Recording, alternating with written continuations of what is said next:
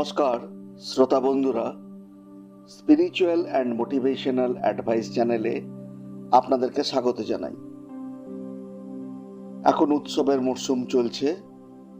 আমরা শারদোৎসব পার করে দেওয়ালি বা দীপাবলি অর্থাৎ আলোকের উৎসবের দিকে এগোচ্ছি। এতদিন বাঙালির কাছে এই উৎসব কালী পুজোকে কেন্দ্র করেই আবর্তিত হতো। পুজো করা, বাড়িতে বাড়িতে প্রদীপ জ্বালিয়ে সাজানো, আতশবাজি পটকা ফাটানো। কিন্তু ইদানিং এক শ্রেণীর বাঙালির মধ্যে কালী পুজোর দুদিন আগে ধনতেরাস উৎসব ঘিরেও আগ্রহ ও উত্তেজনা বেড়েই চলেছে। আগে ধনতেরাস উৎসবটি মূলত অবাঙালিদের মধ্যেই ছিল। আমরা অনেকেই জানি না ধনতেরাস উৎসবটি আসলে কি এবং কেনই বা পালন করা হয়। ধনতেরাস আমাদের জীবনে সত্যিই কি কোনো সৌভাগ্য বয়ে আনে? আসুন আজকে আমরা জেনে নেই ধনতেরাস পালন করব নাকি করব না। দুর্গাপুজোর পরে কোজাগরী লক্ষ্মী পুজো অনুষ্ঠিত হয় পূর্ণিমার দিনে। তারপরেই শুরু হয়ে যায় কৃষ্ণপক্ষ। কৃষ্ণপক্ষ শেষে অমাবস্যার রাতে হয় মা কালীর পুজো। কার্তিক মাসের এই কৃষ্ণপক্ষের ত্রয়োদশী তিথিতে পালন করা হয় ধনতেরাস। সেই দিন সোনা, কাঁসা, পিতল, তামা, লবণ, এমনকি ঝাঁটা কেনার জন্য দোকানে লাইন পড়ে যায়। দোকানে ভিড় উপচে পড়ে। অনেকেই মনে করেন ধনতেরাসের দিন সোনা বা কোনো ধাতু বা কোনো কিছু কিনলে ধনদেবী লক্ষ্মীর আশীর্বাদ পাওয়া যায়। পুরাণ অনুযায়ী একসময় দুর্বাসা মুনির অভিশাপে সৌভাগ্যের দেবী লক্ষ্মী গৃহ ছাড়া হয়েছিলেন। এর ফলে স্বর্গলোক শ্রীহীন হয়ে পড়ে। দেবতারা সমুদ্র মন্থন করে আবার ফিরে পান দেবী লক্ষ্মীকে। মা লক্ষ্মীর এই পুনরাবির্ভাবের দিনটি ধনতেরাস হিসেবে পালন করা হয়। ধনতেরাস কথাটি এসেছে ধন ত্রয়োদশী থেকে। ধন মানে সম্পদ বা সম্পত্তি। ত্রয়োদশী শব্দের অর্থ 13তম দিন। দীপাবলির দুদিন আগে ধনতেরাস পালন করা হয়। ভক্তদের বিশ্বাস এই দিন দেবী লক্ষ্মী তার ভক্তদের বাড়িতে যান এবং তাদের মনোবাঞ্ছা পূর্ণ করেন। ব্যবসায়ী সম্প্রদায়ের কাছেও এই দিনটি ভীষণ গুরুত্বপূর্ণ। তারাও এই দিনকে দামি ধাতু কেনেন।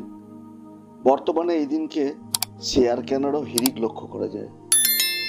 আর এই দিনেই সম্পদের দেবতা কুবেরেরও পুজো করা হয়।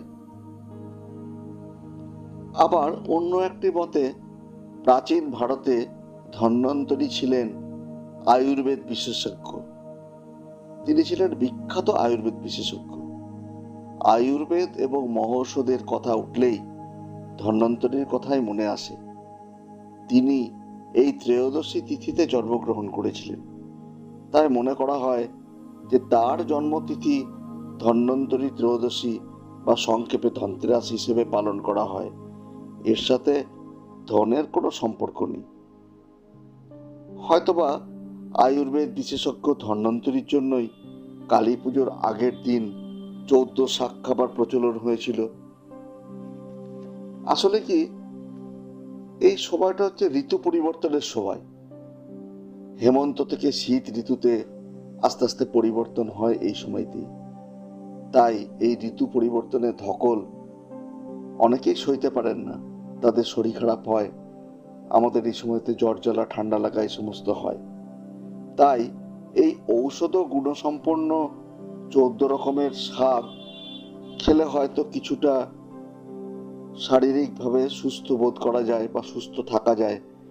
তাই প্রাচীনকাল থেকেই এই শাক খাওয়ার প্রচলন হয়তো চলে আসছে। এই হলো সংক্ষেপে ধনতেরাস পালনের কাহিনী। সবকিছু তথ্যই নানান জায়গা থেকে সংগৃহীত। তাই বিশ্বাস করবেন কি করবেন না তা সম্পূর্ণ আপনার নিজের উপর। পালন করবেন কি করবেন না তাও আপনার নিজের উপরেই নির্ভর করছে। তবুও আমার ভাবনা একটু আপনাদের সঙ্গে শেয়ার করি। ভুল বা ঠিক সেটা কমেন্ট বক্সে কমেন্ট করে জানাবেন। সোনা আমাদের দেশে সবসময় একটি নিরাপদ ও নির্ভরযোগ্য বিনিয়োগ হিসেবে বিবেচিত হয়, যাকে বলে রিলায়েবল ইনভেস্টমেন্ট। সোনার দাম কখনোই কমে না, সময়ের সাথে সাথে বেড়েই চলে। কাজেই সোনা কেনার যদি ক্ষমতা থাকে, তবে খুব ছোট একটা সোনা ধনতেরাসকে উপলক্ষ করে কিনে নিতে পারেন। তাতে ঘরের শ্রীবৃদ্ধি সমৃদ্ধি বৃদ্ধি না হলেও একটা সম্পদ তো আপনার হলো। সোনা যদি নাও হয়, তবু কাঁসা, তামার পাত্র, পিতল ইত্যাদিও কিনতে পারেন। তাও তো আপনার বাড়ির জন্যই কাজে লাগবে এবং সেটা থেকেও যাবে। তাই ভেবে জানাবেন আপনি কি করছেন। আজকের মতো এইটুকুই। ধনতেরাস নিয়ে আমার এই আলোচনা, আমার এই কথাবার্তা আপনাদের কেমন লাগলো কমেন্ট বক্সে কমেন্ট করে অতি অবশ্যই জানাবেন। বন্ধুদের সঙ্গে শেয়ার করবেন। অবশেষে একটা অনুরোধ করি, এখনো যদি চ্যানেলটি সাবস্ক্রাইব করা না থাকে তাহলে অবশ্যই সাবস্ক্রাইব বাটনটি ক্লিক করে সাবস্ক্রাইব করে নিন। আমরা আবার মিলিত হব নতুন একটি ভিডিও নিয়ে। ভালো থাকবেন সবাই। সবাইকে দীপাবলির আগাম শুভেচ্ছা জানাই।